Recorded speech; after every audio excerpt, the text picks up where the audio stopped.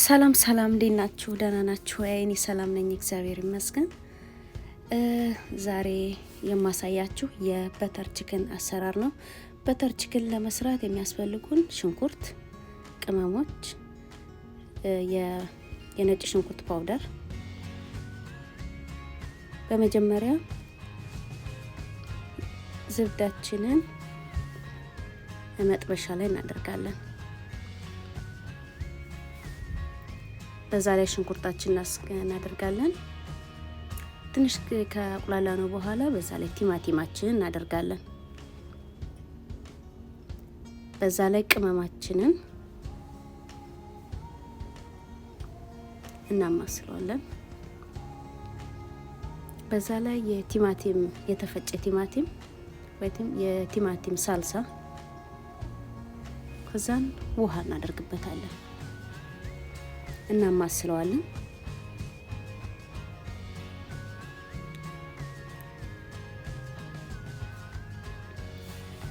ከዛ ወስደን በባይንደር ወይም በመፍጫ ውስጥ እናደርግና ልክ እንደ ሾርባ እስከሚሆን ድረስ ማለት ነው እንፈጨዋለን። ለብቻው በመጥበሻ ላይ ዝብደን ዶሮአችንን እናደርጋለን።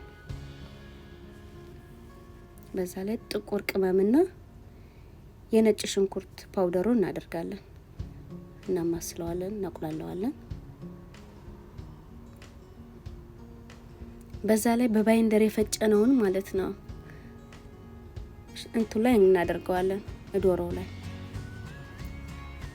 እናማስለዋለን። በላው ላይ ክሬማ እናደርግበታለን።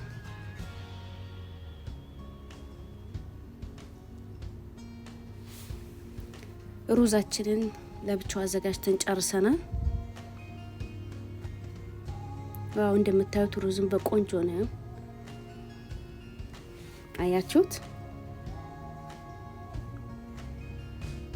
ይሄ ሩዙ ነው። ይሄ ደግሞ የዶሮ በተር ቺክን ነው። እስኪላው ላይ እንገልብጠው። ዋው በጣም ነው የሚያምረው። በጣም ነው ሽታው ራሱ በጣም የሚመች ነው። ቅመሱት፣ ሰርታችሁ ቅመሱት። በጣም የሚጥም ምግብ ነው። በእርግጥ የህንድ ምግብ ነው። ቪዲዮ ከተመቻችሁ ላይክ፣ ኮሜንት፣ ሰብስክራይብ አድርጉን፣ ሼር አድርጉት። አስተያየታችሁን በኮሜንት ጻፉልኝ። በጣም ነው የማመሰግነው። ቻው። ሰርታችሁ ቅመሱት።